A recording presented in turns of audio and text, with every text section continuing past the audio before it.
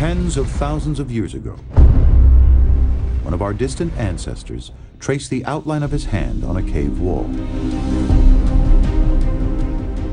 The urge to make things beyond the demands of shelter or sustenance pushed us to build something greater and more lasting than ourselves.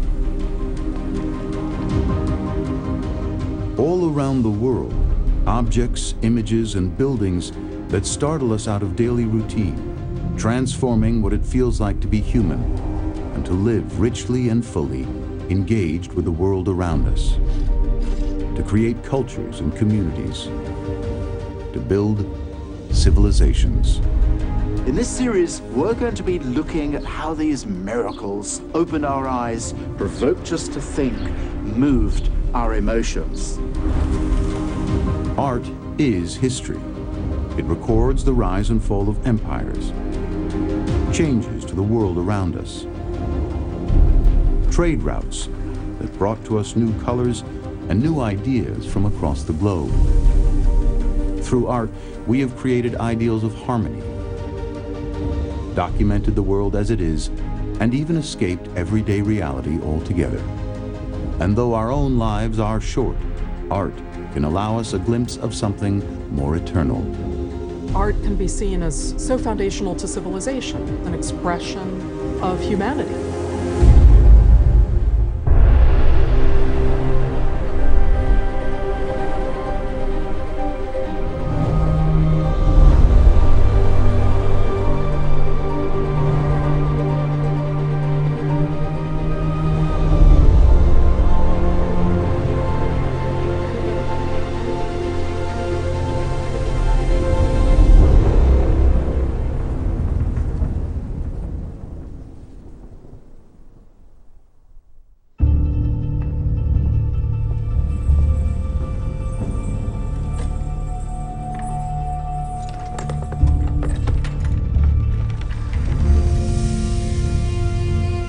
When we see the remains of ancient civilizations in museums, we imagine their legacy will always be with us. But sometimes that's not the case.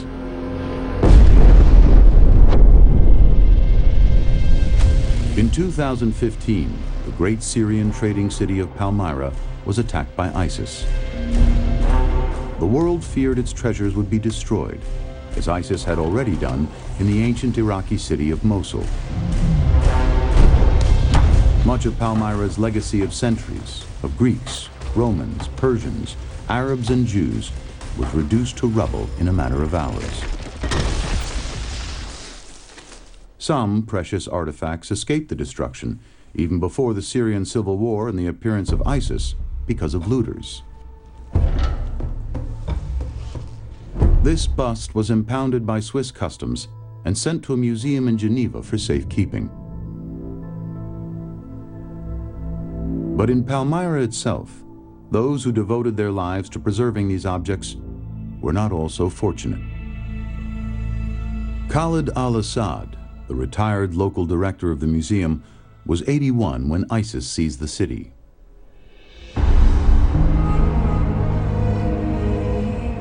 He refused to say where he had hidden the city's treasures. For that crime, ISIS beheaded him in the Roman theater.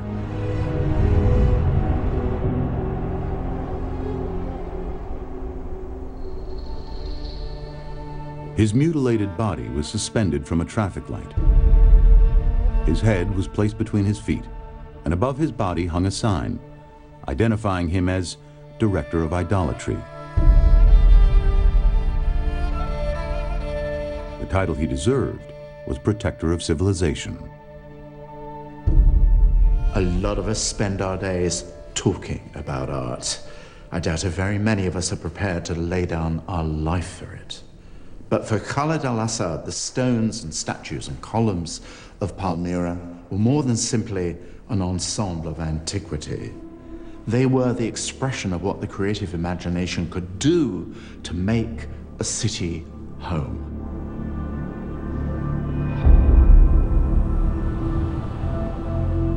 We can spend a lot of time debating what civilization is or isn't, but when its opposite shows up, in all its brutality and cruelty and intolerance and lust for destruction, we know what civilization is. We know it from the shock of its imminent loss as a mutilation on the body of our humanity.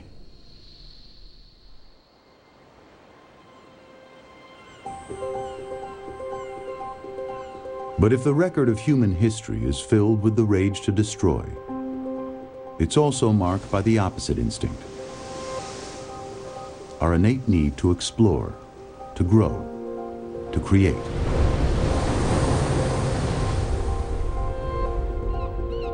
But where did human creativity begin? The answer is almost certainly in Africa, where Homo sapiens first evolved more than 200,000 years ago. On South Africa's Cape Coast, archaeologists have found caves where one of our ancestors felt the urge to decorate and embellish, to comment on their world. Discovered in 2008, this abalone shell is perhaps 100,000 years old, and it still contains traces of man-made pigment within it.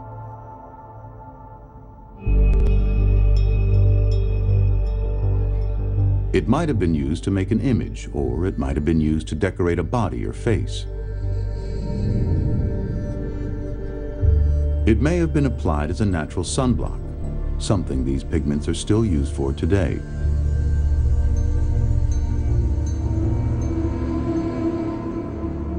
A slab of one of these pigments, red ochre, a mineral naturally rich in iron, was found in the same cave.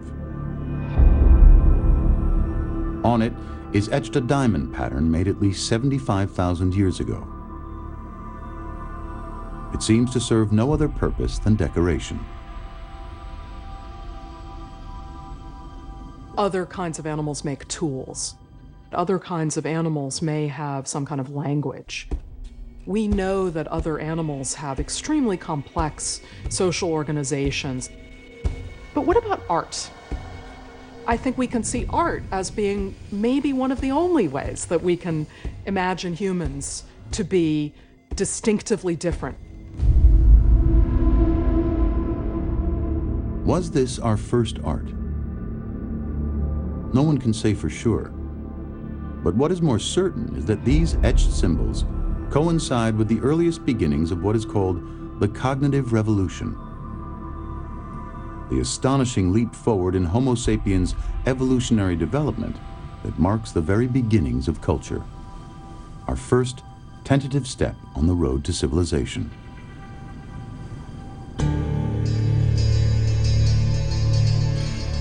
What was probably our next can be found in northern Spain.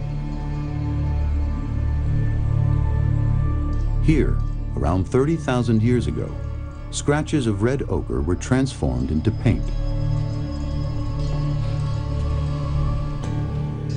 In this sacred place, rudimentary marks have bloomed and multiplied. These red circles were not made by brushes or sticks, but by colors swirled in the mouth with saliva and blown directly onto the rock. While other later symbols show signs of actually being painted.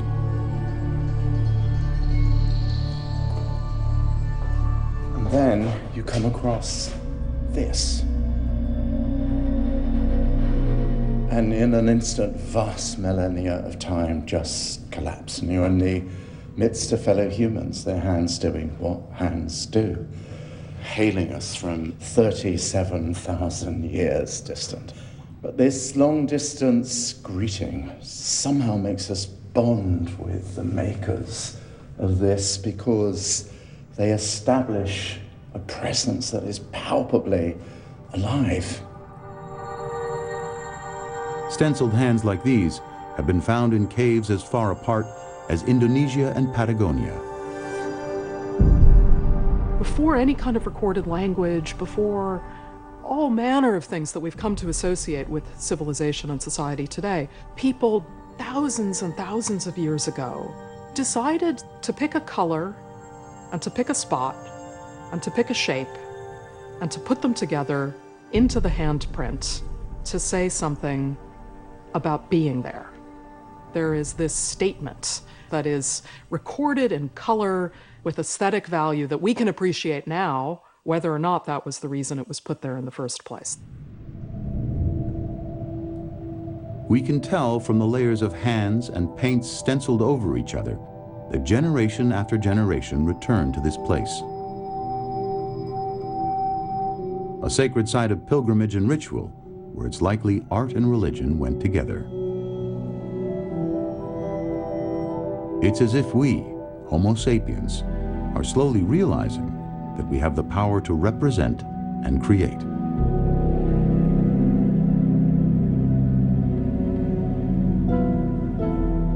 And in another cave in northern Spain, a 20-minute walk away from any daylight, the evidence is plain to see, and nearly as vivid as it was when it was painted tens of thousands of years ago. This was a doubling of the world, a life copy. Anatomical features following the rock wall surface of the cave. When you think about this technique, your head just spins because they would have had to transpose them here, and yet, when all that was done, they managed to preserve miraculously this animal vitality. This is truly one of the great marvels of the suddenly expanded human mind. However it was caused, the cognitive revolution stirred early humanity from its creative slumber. And the images it produced continue to humble even our greatest modern artists, including Pablo Picasso. He liked to call himself a modern primitive. And in those images, glimmering images in the caves, he found, he thought, the fountainhead of everything that was truly creative about the artistic instinct. So he paid cave art the ultimate compliment by doing something very similar. He looked at a bull, and then he produced this beautiful, dashing, impulsive picture of a bull. It could even have been a studious copy. Picasso produced another 10 prints, bulls drawn from his own enormous range of styles, from naturalism through classical cubism to a minimalist bull that's little more than a continuous line. The sequence expresses Picasso's admiration for the genius of the cave painters and his belief that ancient or modern, the hand of the artist never really changes, even if separated by tens of thousands of years. And perhaps not just the hand of visual artists. Among the many artifacts found in Paleolithic caves from places as far away as Australia are musical instruments. They include types of flutes and other wind instruments, as well as bull roarers, a piece of wood tied to a rope and spun around the head that makes this unearthly noise.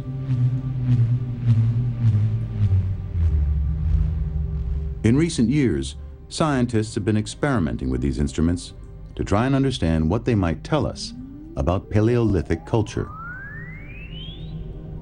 I'm using software to test the acoustics in the space. So we generate this swept sine wave, and we use that to capture the acoustic of the cave.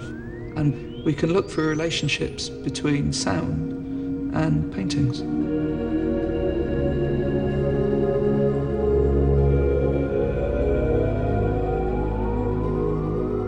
Where there are these red dots, which are the earliest paintings, there are low frequency resonances. So there's these very close, intimate spaces with this bassy sound. So the earliest paintings seem to be in these little side areas where maybe one person might be there alone.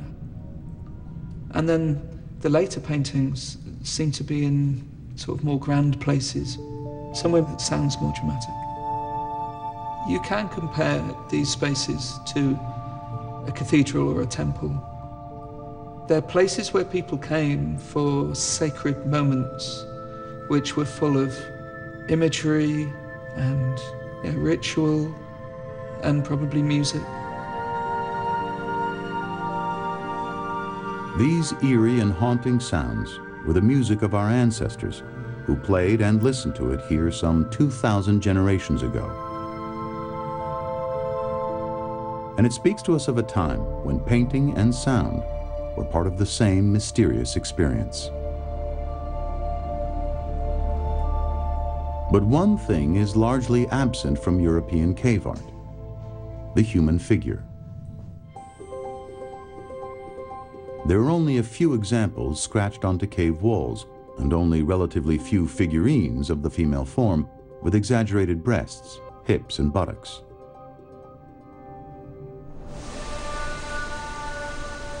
To see prehistoric images of people in any number, we have to go to South Africa. The culture of the San Bushmen has endured for tens of thousands of years, providing a living connection to a distant hunter-gatherer past. And their art offers clues to the birth of the creative impulse and modern human self-consciousness.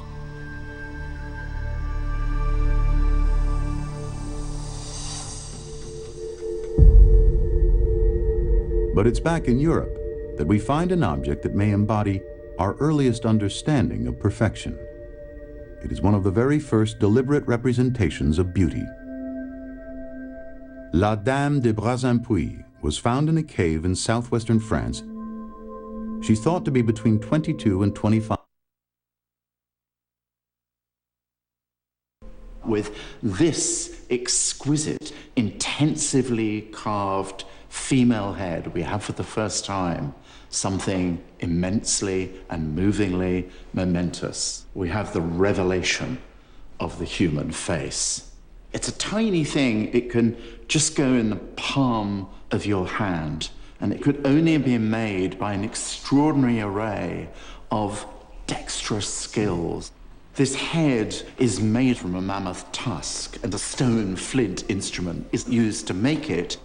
So this little piece would have been turned into the light, and as it was turned into the light, the shadow would have fallen, and suddenly we have eyes as well as that beautiful nose and this extraordinary hair falling down the nape of the neck. With this tiny piece from Poissonbu, it seems to me that we have something which, as I look at it, is profoundly moving. We have right in front of us the dawn of the idea of beauty.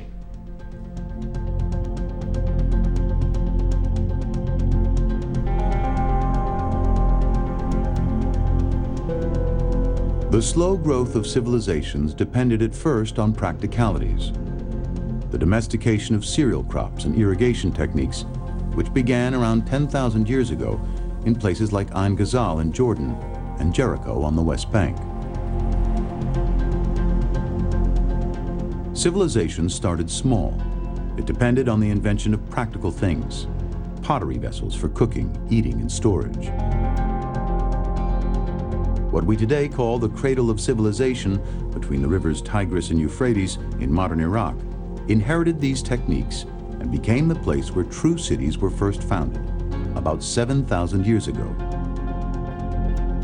Cities like Ur and Uruk.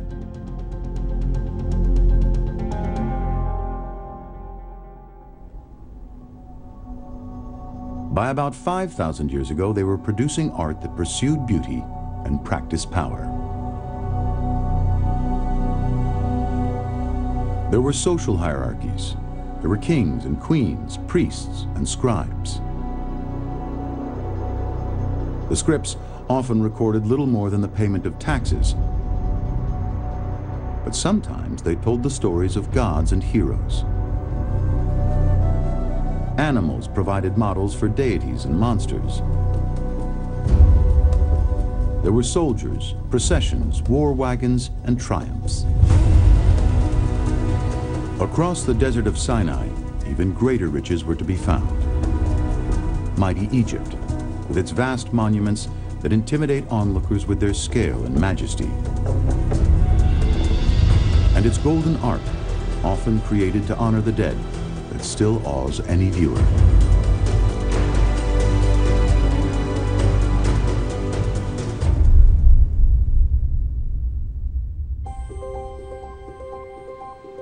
And around 2000 BCE, the Egyptians began trading with yet another culture in full artistic bloom.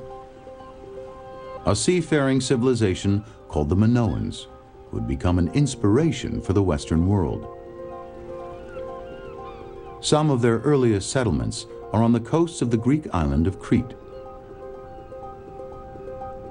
Built with defense in mind and protected by the sea on two sides, most were closely packed, forcing our ancestors to learn another new skill vital to any growing civilization: how to be neighborly. In their streets and plazas, a complex society flourished, where both people and art had new roles to play and traditions to observe.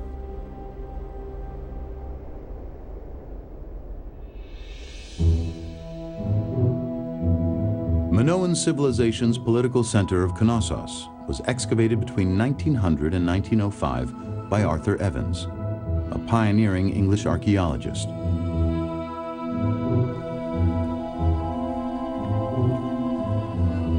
Once his excavations were complete, Evans restored part of Knossos using cast concrete, and what many archaeologists felt was far too much artistic license.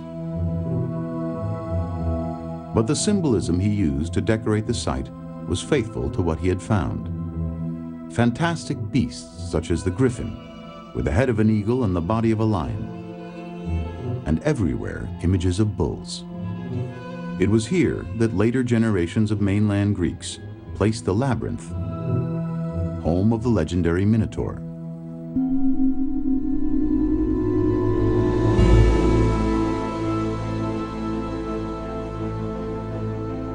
In the Heraklion Museum in Crete, beautiful bronzes and frescoes portray acrobatic feats of bull leaping that date back to the 15th century BCE. All these compositions have a very strong symbolic meaning. In Minoan civilization, the bull is the symbol of the political power of the Cnossian ruler. And not by chance, many gold rings were decorated with bull leaping scenes. Actually, the gold rings are symbols of political and social power, so everything has a very clear symbolic dimension. Minoan civilization spread across the Aegean Sea. On the island of Santorini, they decorated their city of Akrotiri with wonderful frescoes that depict their rich seafaring culture. These images still survive today for the same reason the Minoans ultimately fell. In 1627 BCE, Santorini was devastated by a massive volcanic eruption that entombed Akrotiri in ash and pumice. An event which, according to some, inspired the myth of Atlantis.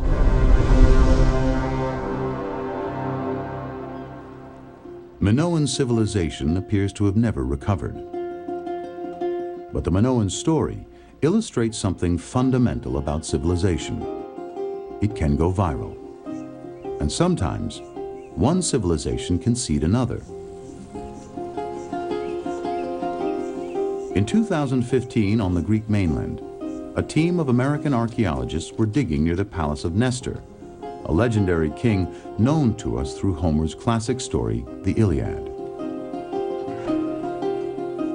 The site was built by a people we now call the Mycenaeans, from whose script, Linear B, the Greek language evolved, and upon whose exploits the mythic foundations of Western civilization were laid.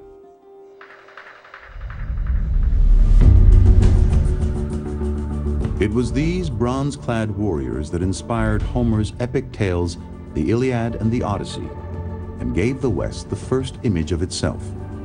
imprinting on the European mind such enduring heroic characters as Achilles, Odysseus, and Agamemnon. Today, archaeological excavations have helped us look behind this myth, and what we find is a Bronze Age warrior culture every bit as fascinating as the legends it spawned, whose unexpected origins are now becoming clear.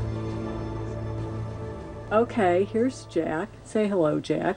Hello, Sherry. Husband and wife Jack Davis and Shari Stalker were excavating graves, but weren't expecting to find much.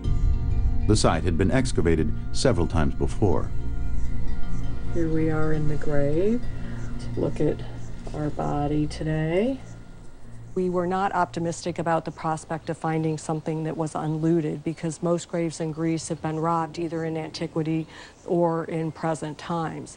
But at the end of the 10th day, We hit bronze. this is our third gold ring. Pretty amazing. That was the beginning.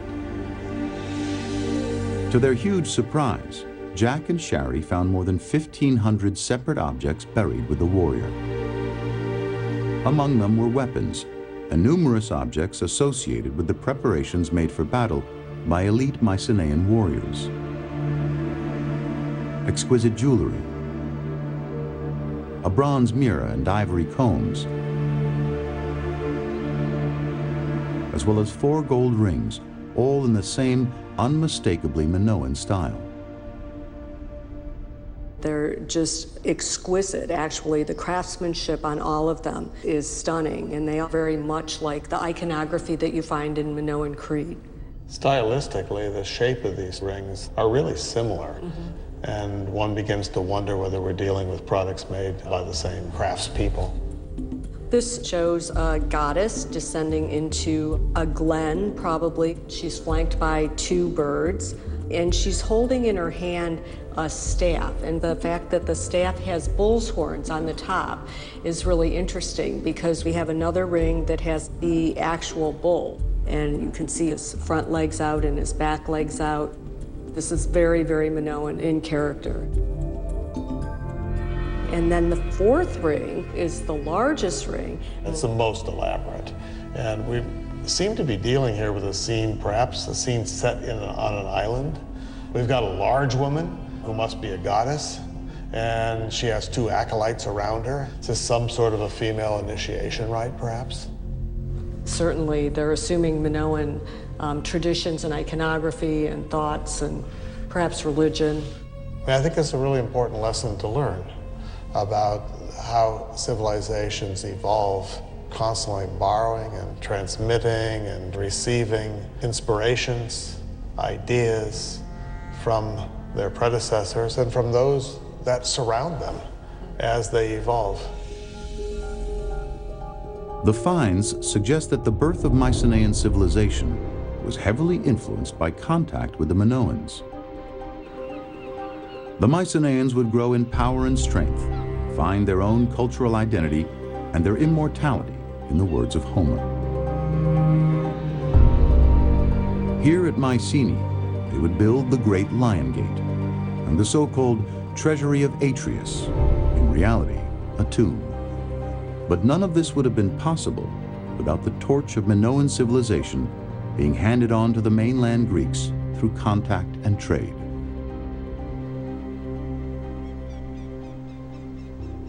We can see examples of how the torch of culture was passed between peoples in the most remote and inhospitable places. Even a desert, where a once nomadic culture created a city dedicated to trade, pleasure, and beauty.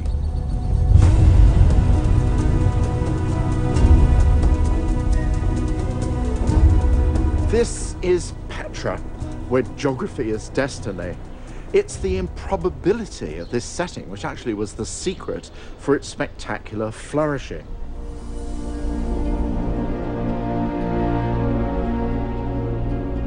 Petra was built by the Nabateans, nomadic Arabs who herded camels and lived in tents when they first moved here in the 4th century BCE.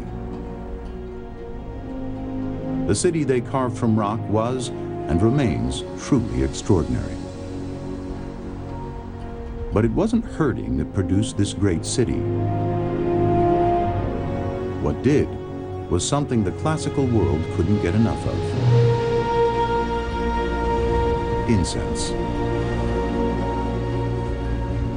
2,000 years ago, frankincense and myrrh were essential ingredients needed for the ceremonies and rituals which punctuated daily life. The nondescript little chunks and granules of dried tree resin produce these clouds of fragrant incense smoke, and they became the hottest trade between Africa and Persia. But here's the thing: the trees that produce the resin only grow in a particular part of Arabia, and here's where the Nabateans turned their own native local knowledge into stacks of money. Because to get this to market, the caravans carrying frankincense and myrrh had to travel across vast expanses of desert. And who knew that desert, mile by stony mile, oasis by oasis, better than the Nabateans? No one. So the Nabateans started as navigators and pilots, if you like, for this precious cargo. Pretty soon, they were monopolists of the incense trade, the emperors of aromatics. The Nabatean dream of civilization could be realized in this unlikely spot, because Petra isn't arid all year round. With winter comes briefly not just rain, but torrential flash flooding. The Nabateans developed the engineering to trap that water in cisterns and reservoirs, and to channel it when and where it was needed. In its prime, Petra was actually a garden city full of parks and groves and orchards. There were fountains and ponds and even an enormous ornamental swimming pool with an island pavilion in the middle. And the water which made all that possible also made it possible to feed a city of 30,000 people, many of whom were immigrants from all over the region. There were Egyptians and Syrians and Judeans and Greeks and Romans, and they were all coming to Petra to enjoy what the Persians called a paradisa, a pleasure resort, a little bit of heaven on earth.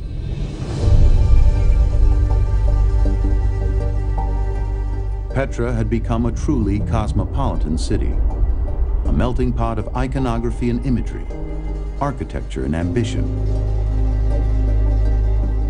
There are curious, almost abstract representations of the Nabatean mother goddess, as well as of the Greek cult of Dionysus, the god of wine. Recent excavations have also revealed the remains of flashy villas outside the heart of the city, decorated with gorgeous murals too delicate to move. They too celebrate Dionysus's wine-soaked cult of frenzy and ecstasy, their detail tiny and strangely modern. From the period when Christianity swept over the Middle East, there are Byzantine mosaics found beneath the sand and rubble of a ruined church. There was a grand processional avenue, lined with columns in the finest Greek style, but with elephants' heads to form the capitals. Today, we have to imagine their tusks and trunks, but it was a style found only here in Petra.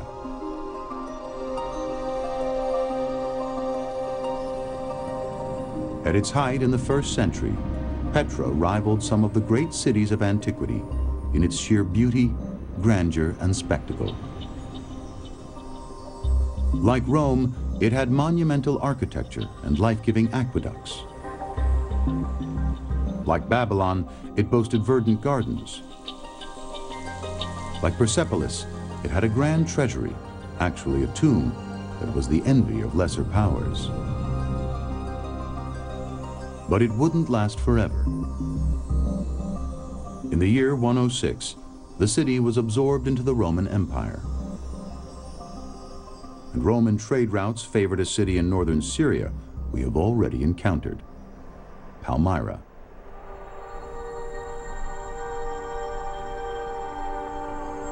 By the time of the Muslim conquests in the 7th century, Petra had been reduced by a series of earthquakes to little more than a dry and empty ruin.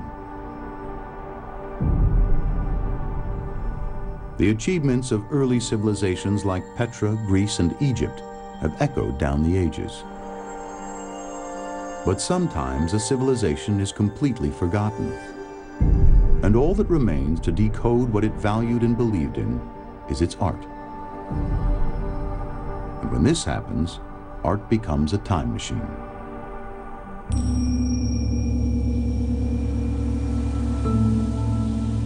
About 3,000 years ago, in the province of Sichuan in southwest China, an extraordinary culture arose at Sanshuingdui. Like many extraordinary discoveries across the world, it was an accidental discovery. And in this case, it was truly the discovery of a lost civilization. No one knew that such a highly advanced civilization manifests itself in such wonderful bronzes and other objects that existed so long ago in that region of China. The find was all the more astonishing because Chinese archaeologists long believed their civilization had a single origin along the banks of the Yellow River. Yet these striking bronzes, first unearthed in 1985, were from a civilization more than 500 miles away. Nothing in the rest of ancient China has ever been discovered remotely like these faces, like these masks. They all have huge eyes. This one, you can still see a few traces of black paint. They were painted black. Dashing eyebrows, diamond-shaped eyes, and hugely exaggerated ears, perforated in the lobes for blingy earrings, almost certainly. And what does that tell us? It's a tip-off, isn't it? Because what or who needs huge eyes and huge ears? Answer: the gods, the immortals who see everything and hear everything. Are these severe faces those of the gods of a rival civilization that was later assimilated or conquered by the Chinese civilization we know today? This kind of sculptures had never been known and it had never been shown in archaeological record before until the discovery in 1985. So this tells us there were parallel civilizations in ancient China, and also, besides the fundamental visual differences, the casting technology, however, were shared between Yellow River Valley and the Saiyingdui civilization, which means there had been culture exchange. Ancient China no longer looks like a monolith. It is a multicultural situation. Whether the Sichuan civilization disappeared because it was assimilated, conquered, or crushed into dust by their rivals, we simply don't know. Yet through their art, we, like them, still remain transfixed by the all-seeing gaze of these regal and mysterious figures.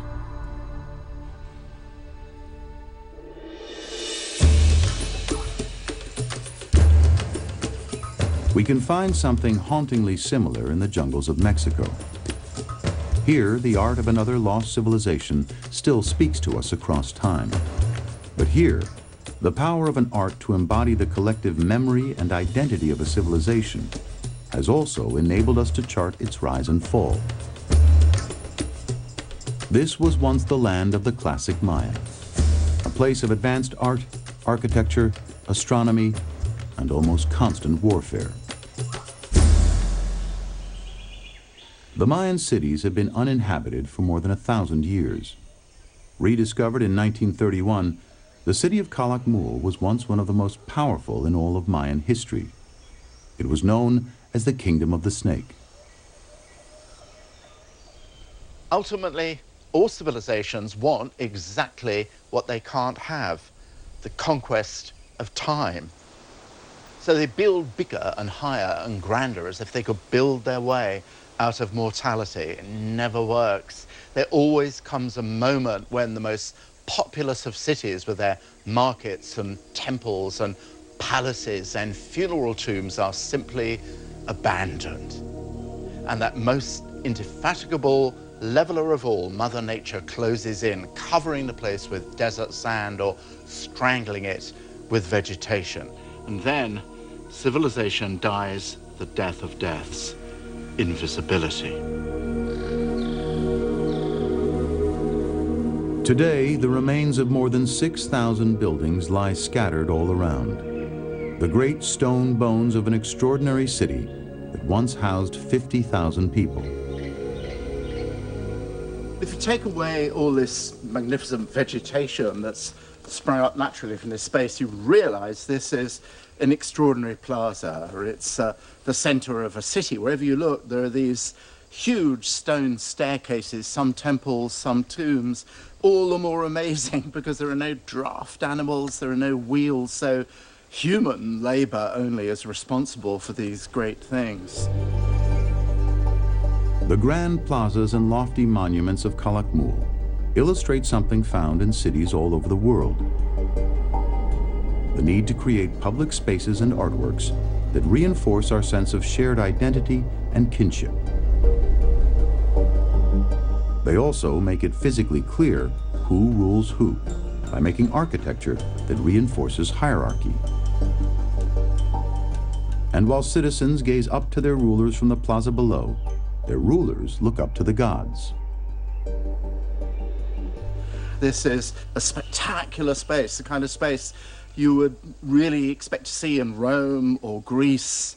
These great pyramids with platforms for performances, because this, as much as anywhere in the Western world of antiquity, is essentially an urban theatre.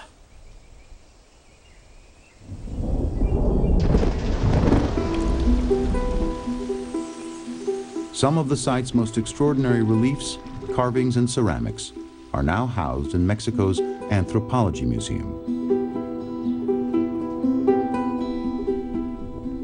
It's art through which we can see how Mayan society worked. And the sheer volume of it dedicated to kings is an obvious clue. This is King Yucnumtuccoyl. He ruled Calakmul between the years 702 and 731.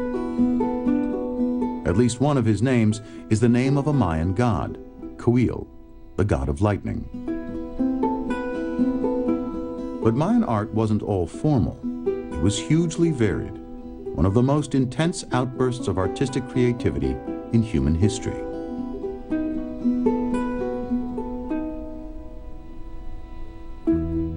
Colorful, curious, sometimes even comical ceramic figures, pottery vessels, and murals were to give rise to codices and documents, because out of the Mayan obsession with images developed a fully fledged glyphic script.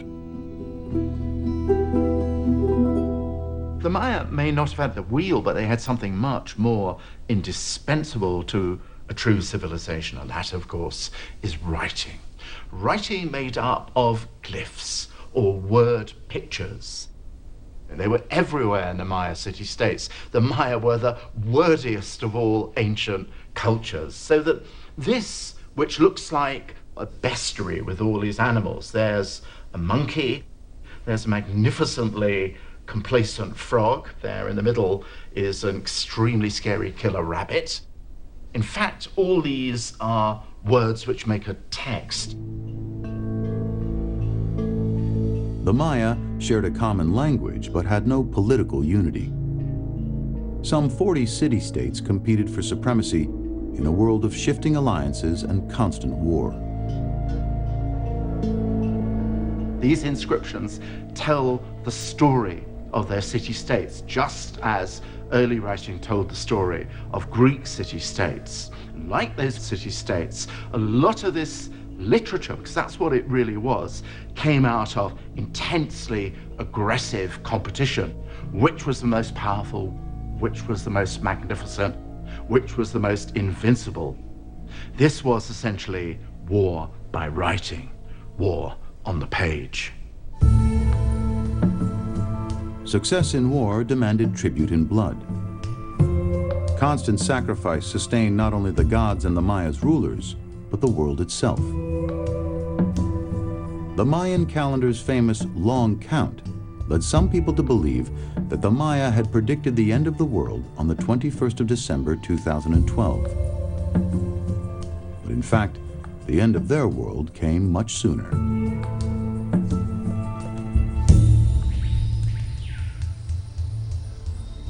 In the jungles of Honduras sleeps the city of Copan. The city was home to a Mayan dynasty whose obsession with their own immortality lasted for 400 years.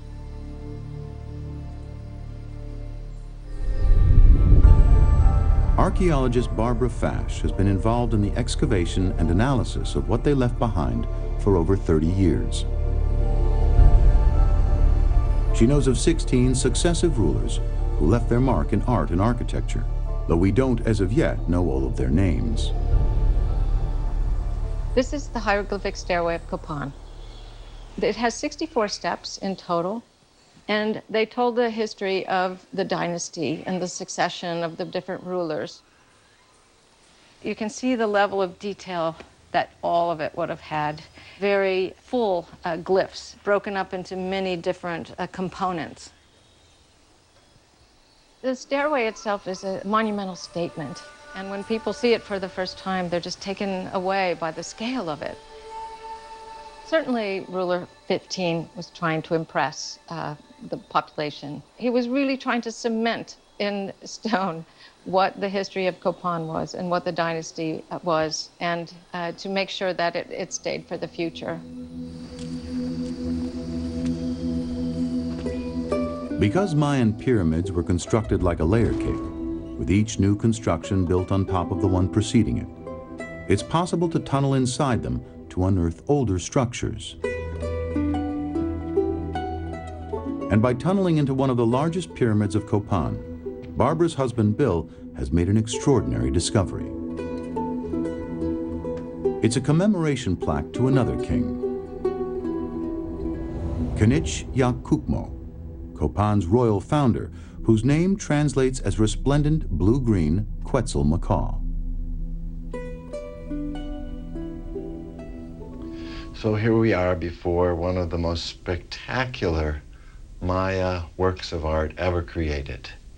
We're seeing a plaster facade that covers the front of the funerary temple of the founder. This is a little over 1,600 years old at this point, and it's absolutely astounding how well the colors are preserved. It's because it was in a nice, humid, but air-free environment for over a millennium. And this was constructed in 445, just 8 years after the death of the founder. In fact, it carries his name in a full-figure, absolutely stunning version. Anyone could have come here and immediately recognized, oh, look, there's the sun's face. That's obviously a Quetzal. It's blue-green. There's the macaw. This is the name of the founder. This is the founder's funerary temple.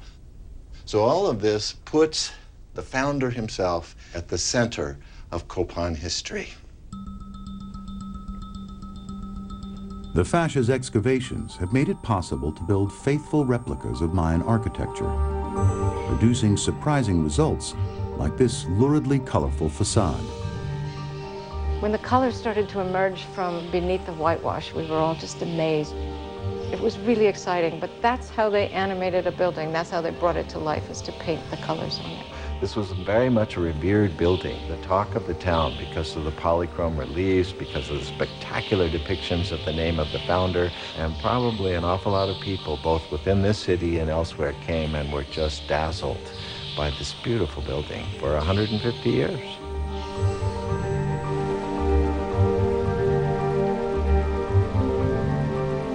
We're in the Copan Sculpture Museum. It's an open-air museum that enables you to see the elements and how a beautiful temple like Rosalila responded to rain and the changing light, the changing seasons, so you get a little bit of the magic of ancient Copan.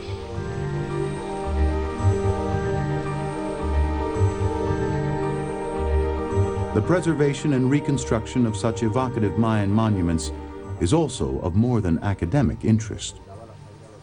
Más que todo, queremos llegar a hacer que los niños entiendan que es interesante conocer la civilización maya, porque de ellos depende el futuro de nuestra gran herencia que nos han dejado aquí nuestros ancestros mayas.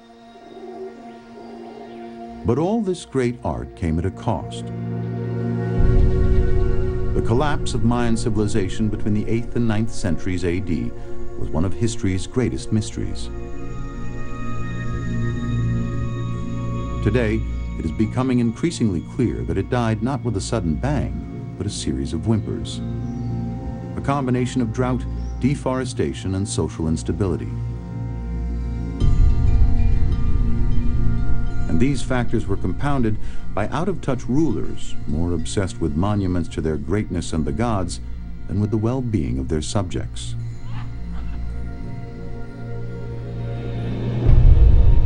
In the end, the Maya gave up making monuments for their vainglorious kings. They abandoned their cities and returned to the jungle of their ancestors. The market folk, the weavers, the vendors just got up and walked back into the forest, which descended on Calakmul like a protective shroud. Empires came and went while Calakmul slept. The Maya and their language lived on, but far away from the stone monuments of their ancestors. All that remained to say that beneath the forest canopy there was a civilization, but the summits of the platform pyramids, but only the wheeling birds and the howler monkeys scrambling to the tops of trees would have seen that.